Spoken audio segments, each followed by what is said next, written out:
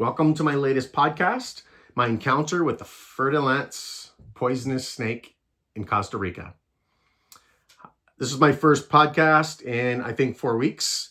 I was traveling. I was in Guatemala for the last 4 weeks, but now I'm back and I will be back podcasting on a regular basis.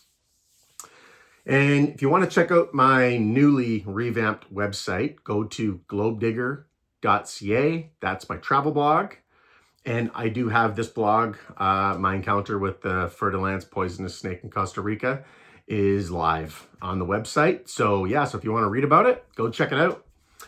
So in 2022, I was traveling the world and I started in Central America and I spent 30 days in Costa Rica. And one of the most memorable places I visited on that journey was in Manuel Antonio. So Manuel Antonio is famous for its jungle, deep jungle tours. They have this national park, Manuel Antonio National Park. It's incredible. And what I really liked about it is they got these amazing beaches, top beaches in the world, but they also have this incredible jungle, and sometimes they're intertwined with each other. So it really is amazing. So I arrived at this hostel, Tiva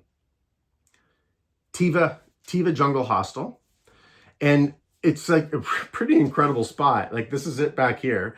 And as you can see, it's I think you can get a sense of it, like with the trees in the background. It's in the middle of the jungle. It really is. That you go into behind the hostel. It's really like, it's almost like a resort, to be honest.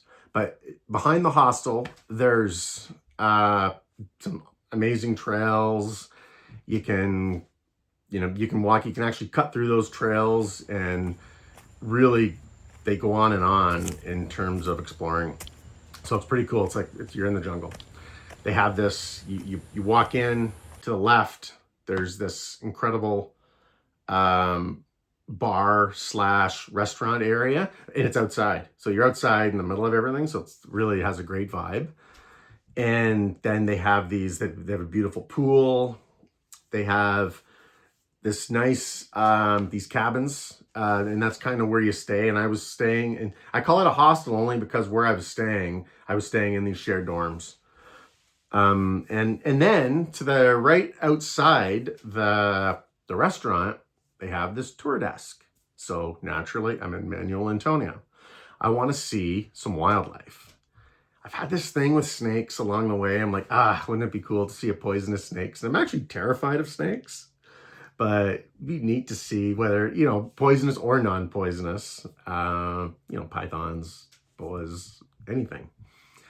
So I walk up to their tour desk and I say, okay, Manuel Antonio National Park, lots of wildlife. You got some tours here. What do you think? So he asks me, he says, well, what are you looking for? I said, I want to see some amazing wildlife. And I mentioned the snake. And he said, Manuel Antonio National Park, you can go and get a ticket. You can explore that on your own. You're going to see some monkeys, but you're really, especially during the day, you're not going to see incredible wildlife. So I said, well, what should I do? And he suggested that I do a night tour, a night jungle tour. And his reason being, this is when you're going to see some cool stuff. There's just, spiders. He said, you very well could see a snake. He said, there's a good chance, no guarantees, but a good chance that you'll see a snake. Not really setting up what I might see, but so, okay, this will be cool. It's a little bit nerve-wracking. It's like, I'm going to go through the jungle at night. He said, you'll have a very experienced guide. You'll be good. He knows what he's doing. So I made the decision. I was going to do this jungle night tour. I believe it was for the next night. It was pretty cheap. It was probably like $10 or something like that. So that's it. I was set. I was going into the jungle at night, and this would be a first time for me. And I was very curious to see what I might find. So they picked us up at our hostel or hotel, and we started making our way to the jungle. It was just pretty small van. Not, I think there was a few of us. There's 5 or 6 of us on this tour. So yes, we made the trip. I recall it being, I don't know, it might have been 40 minutes, 45 minutes, maybe an hour into the jungle. And then we arrived and we got to our spot, and there was like a little like restaurant thing there, but it looked like it was a restaurant that was completely geared to tourists like myself. And we did eat there. So we had a meal, we had something to drink. And then around 10 o'clock, we decided, we didn't decide, that the guide told us that we were going to start. So right outside the hostel was a trail. And we started, and then to the right of us, there was like this pond, and we heard all these huge, massive bullfrogs. I remember they were huge. This was like the Budweiser commercials? Budweiser. Budweiser. That's what it was like. You could hear that. That's what they sounded like. And so we saw some of these massive bullfrogs. We also saw some of those cool little, those red frogs, those green frogs that like glow. And I think if you touch them, it's not good. They're poisonous. So yeah, so it was a pretty cool start. It's like, all right, if we see nothing else, we've seen these guys. And that's really what it was like for me. So then we started going in this trail, and we started walking, and we get to the start of the trail, and there was actually, no, now that I remember, I think there was 4 of us. So we get to the trail, and I'm thinking, okay, well, here we go. And the guide says, okay, Jeff, you're going to lead the way. We're going to give you the snake stick. And I'm like, snake stick? It's like, okay. What the... So, I did say earlier that, I wanted to see snakes, and I was hoping to see one from a safe distance. But actually, so I'm like, okay, this is serious. So if I actually have a snake stick, then we might be seeing a snake. So we start walking, and so I have the snake. Yeah, I'm the only one with the snake stick. Nobody else has one. So it's basically me and the guide. He didn't quite have me in the lead, but I was close behind. Like we're pretty much side by side. So we start walking, and we saw some cool spiders.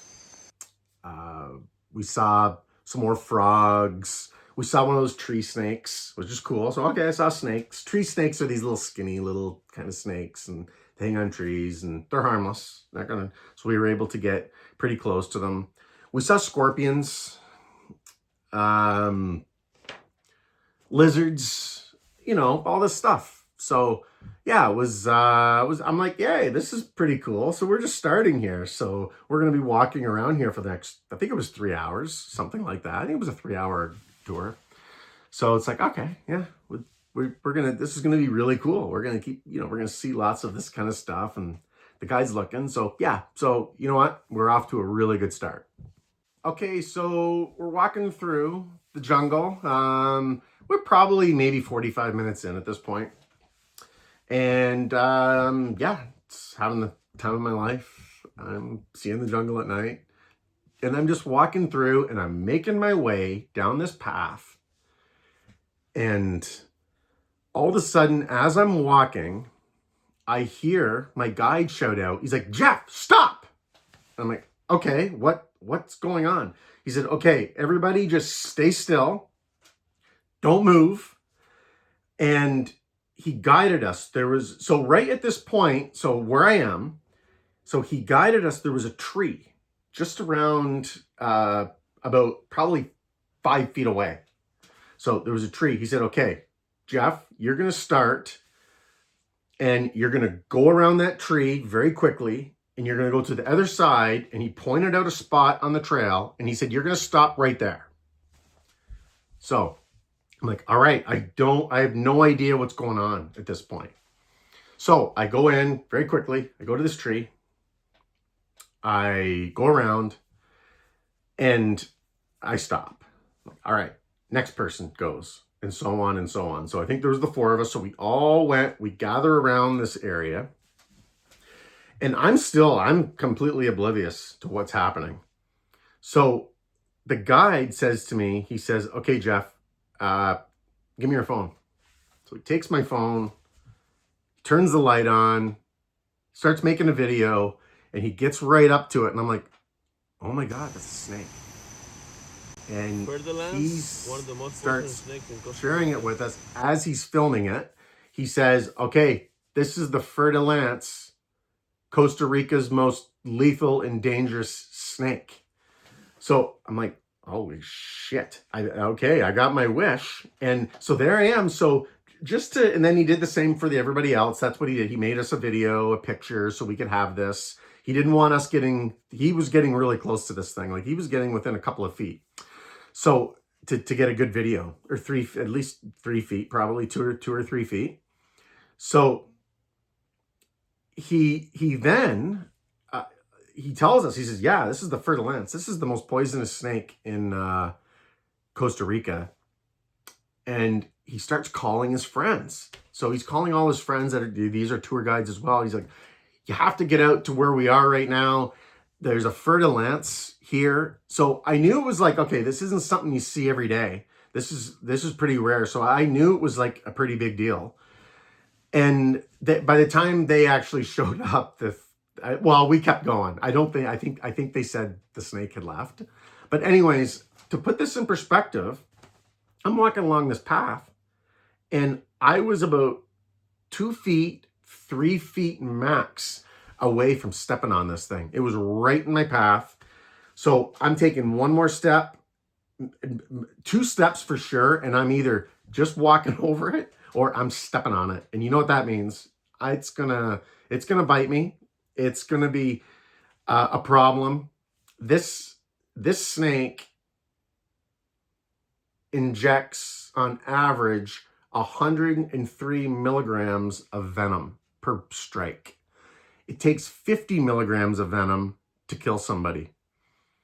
I read that it's been recorded injecting up to over 300 milligrams, which is 6 times a lethal dose. So if this thing bites me, I've got a big problem. So it's just like, it's amazing. I'm so happy I went through this experience. But if it wasn't for that guide and I was just roaming around, because these are trails, I theoretically could have been walking on these trails. There's no way I see it. The Fer-De-Lance camouflages itself. It blends in, especially at night when it's out hunting. And yeah, it's like, for real, like I came this close, and this isn't something that I'm just trying to make sound more exciting than it was. And I've reflected on this for 2 years. It's like, yeah, that's crazy.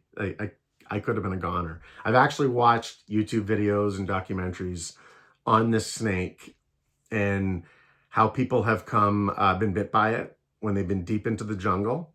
And, things like where tears of blood start coming out. Like it's a real, especially if you're deep into the jungle and this happens. I saw one on National Geographic actually. And this guy, his life was in serious danger to get to a hospital very quick. You don't have a lot of time. So anyways, that's my story. That's the Fer-De-Lance. And also too, if we're doing just a little bit of some interesting statistics, there's 600 snake bites in Costa Rica a year, and 46% of the bites are from this snake. So we're talking 200 to 300 bites. And it's not only Costa Rica, all through Central America, all through South America. This is the deadliest snake in Central and South America, and they have a lot of poisonous snakes. So it's definitely the real deal. And it's one of the deadliest snakes in the world, from what I've read anyways. Whenever you see those lists, top 10 snakes that you don't want to run into, this is always one of them. So I did. That's my story. And that's my encounter with the Fer-De-Lance in Costa Rica. And I hope you enjoyed the podcast, and stay tuned for next week, and I'll have another episode. Cheers.